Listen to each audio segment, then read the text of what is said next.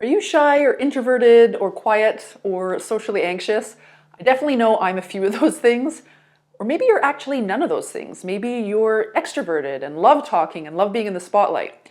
Either way, even if you really want to start a YouTube channel, there might be a whole host of fears keeping you from taking the leap. Now, if you're feeling trepidatious about getting in front of the camera and then, heaven forbid, actually putting that recording out into the world, this video is for you.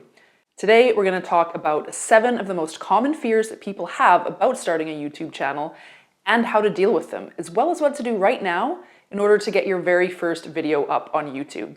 If you're new here, I'm Rachel Harrison's son, and I help online entrepreneurs make more money so they can live more life. If that sounds like you, go ahead and subscribe, hit the bell, and then you can be notified every time I post a new video each and every Monday. So why even bother starting a YouTube channel in the first place? Now, generally speaking, you probably want to start a channel to either educate, entertain, or inspire other people. Now, you can do this as a hobby or, like some sort of outlet for creative expression, or you can do it as a business tool to generate income. Now, either is fine, but I obviously have a little bit of a bias toward using YouTube as a tool in my business rather than a hobby.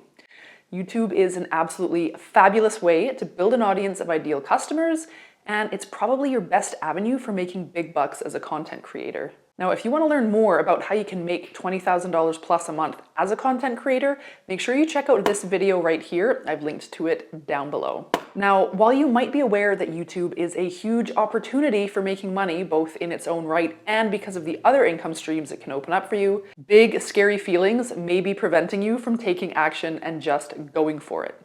When I first started out on YouTube, I definitely had some trepidation. Firstly, I absolutely hate being in the spotlight. I don't like being on camera. I'm a total introvert.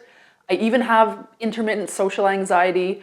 I often have trouble putting my thoughts into spoken words, and then that leaves me feeling inarticulate or even unintelligent sometimes.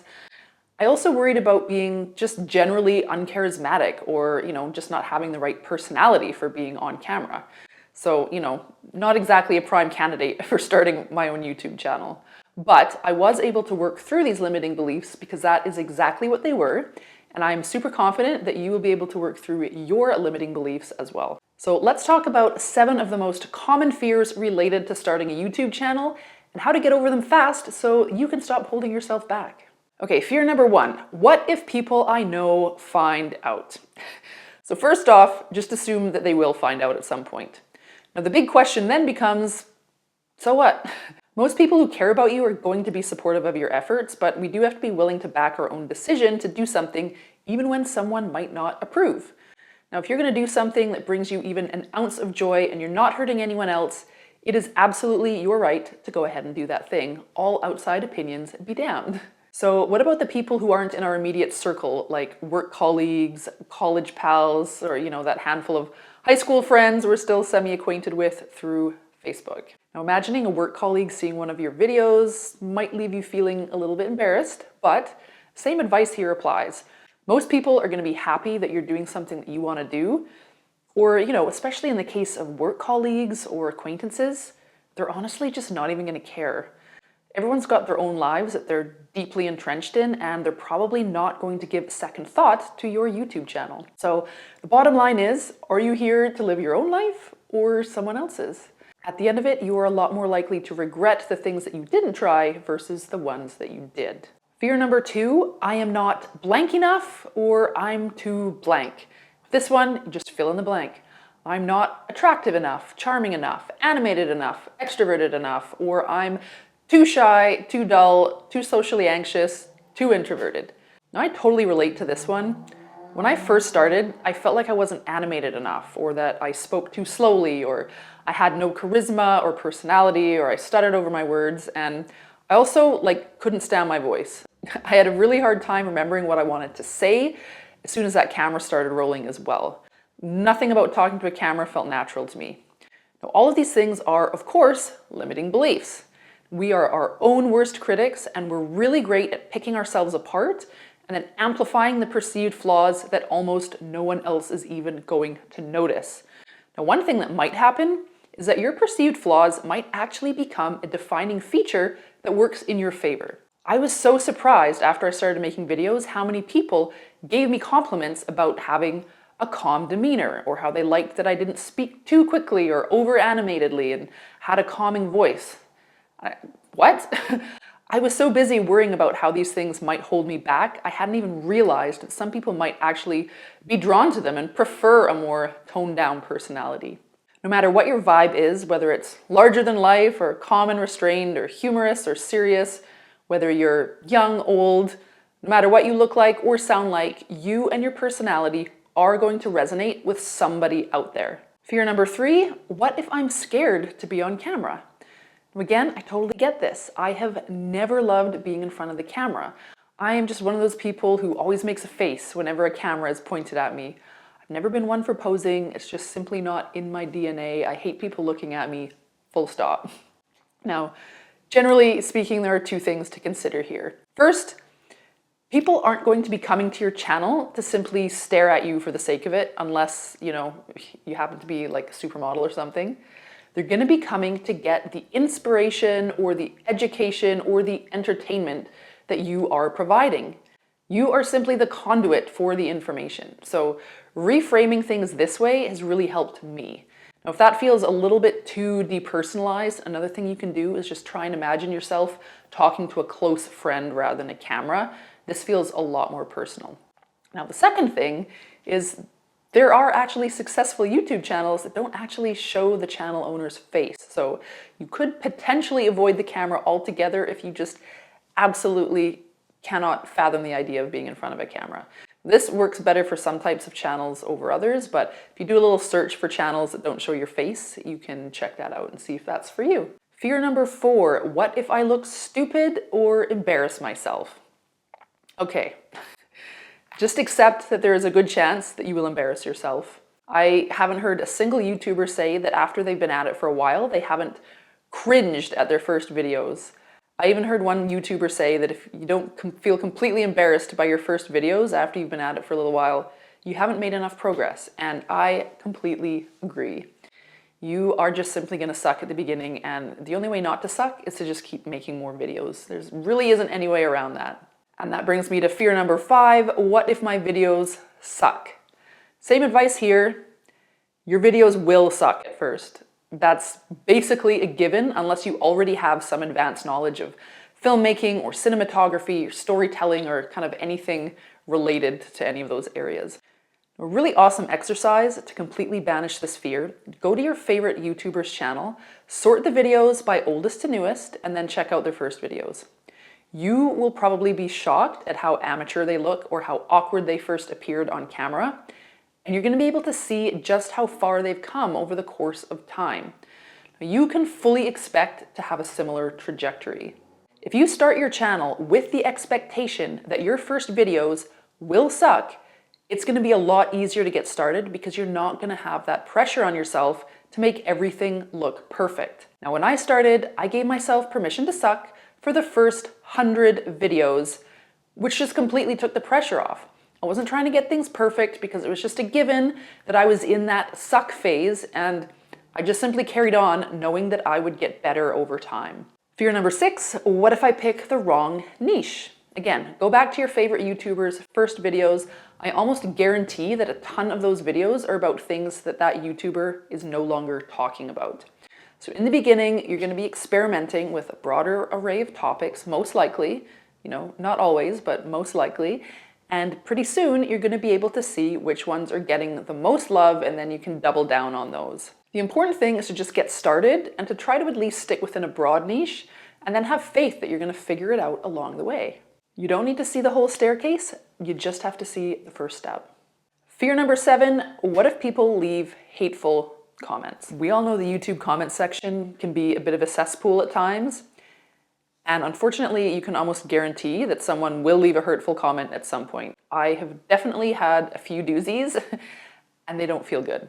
But think about how questionable a person's mental health has to be for them to spend their own precious time writing hateful comments on strangers' YouTube channels. Why give them the power to ruin your day? And why let someone who is clearly either in pain, has a mental illness, or is just angry at the world for their own reasons determine how you feel about yourself? Don't give your power away to someone like that. Those comments, they're never a reflection on you. They are always a reflection on the person that left them. Okay, so have you noticed anything at all about the fears I just went through? All of these fears basically boil down into one singular fear, and that fear is, what will people think? This, of course, is a completely natural fear. Back in caveman days, it was incredibly important that we were liked and found useful by the members of our tribe. Otherwise, we could be cast out, which could literally have meant death. Those days are over, but most of us still have a deep-seated need to feel liked, which fortunately translates into avoiding any situation that might cause embarrassment or ridicule or anything in that general area. Now here are 5 tips to put those fears to bed once and for all and just get started. First tip, have a why. Just like anything else in life, if you don't have a reason to remind yourself of when things get challenging or when you lose motivation, you're gonna have no reason to keep going. So keep that reason, your why, front and center at every step of the process, and you'll be a lot more likely to follow through and stick with it. Number 2, give yourself permission to be a beginner. This one is so important. You've got to be willing to embarrass yourself. You got to give yourself permission to suck. And, approach this with a light heart and don't take things too seriously. You're not an expert yet, so you're not going to come across as one. Just allow yourself to be a beginner. It's the only way to eventually get good.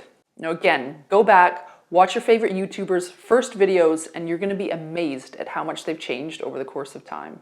Like I already mentioned earlier, I gave myself permission to suck for the first 100 videos, pressure off. Also, I just simply didn't have time to make things perfect. I just had a baby, I was trying to run a business. I just had to whip the videos out while my daughter Maven was asleep, and then I'd whip out crappy thumbnails in like 5 minutes, which as a graphic designer was incredibly painful for me, putting out really crappy design out there. Like, don't even get me started on that. But if I was to try and do things perfectly, I just simply wouldn't have done it at all. So I just had to accept that fact. I was gonna suck for a little while and just get on with things. Now, tip number 3, give yourself permission to be yourself. So something that felt very liberating to me when I realized it, and honestly, I didn't realize this until I was like 40, is that you don't have to be anyone other than you. If you're introverted, don't try to be extroverted. Vice versa. If you have a calm demeanor, don't try to be super animated. And if you're a bit of an egghead, don't try to dumb yourself down. Don't feel like you have to look a certain way or talk a certain way or do things that feel unnatural to you just because you think it's going to attract more viewers. Like I mentioned at the beginning, many of my own perceived flaws actually ended up being what drew people to me in the first place, so lean fully into being you and nobody else. What's naturally going to happen is that the people who you resonate with are going to come back for more, and the people who you turn off won't, and that is exactly what's supposed to happen. Not everyone's going to like you, and that is a good thing. You want to attract the right people and repel the rest. And the ones that stick around, those are your people. Number 4, focus on your message. Now, one way to stop being so wrapped up in ourselves is to shift the focus onto our message. What's the message we're trying to get across, and how is that message potentially going to help someone? Make it about your audience, the people that you are going to educate, inspire, or entertain, rather than being about you. Making it about the message and the people that you're helping can go a long way toward evaporating self-consciousness. Tip number 5, just get started. Just get one video up on YouTube. You don't need a plan, you don't need a strategy in place to get started. You don't need fancy equipment. Literally, the only thing you need is a smartphone or some other way to capture video. When I first started, I just propped up my laptop on a stack of books right in front of a window so I had some nice light, and I turned on the camera and away I went. And I filmed that way for probably like a year. And I literally just updated my camera now after 100 videos from a webcam to an actual DSLR. So you'll definitely, hopefully, be able to tell the difference between these last couple videos and all the videos before that. But 3 years, that's how long it took for me to actually upgrade. So just choose a broad area of interest, sit down for an hour, write a short bullet point script, and then hit the record button. Then just upload the damn thing. Remember, you don't need to see the whole staircase. You just need to see the first step. I hope this video helps to banish your fears of finally starting your YouTube channel. Seriously, don't deprive the world of what you have to offer out of fear. Now, this is something that Tony Robbins once said, and I totally pinched this quote from a video I watched on the Video Influencers channel. Stop being afraid of what could go wrong and start getting excited about what could go right. If the main reason you're interested in starting a YouTube channel is to use it as a tool in helping you start an online business, and you're still in those early stages and need a little bit of a helping hand laying out your online business roadmap, then please download my free guide, the 4-step, no time to waste online business startup blueprint. This blueprint lays out the entire process for starting your own knowledge-based online business.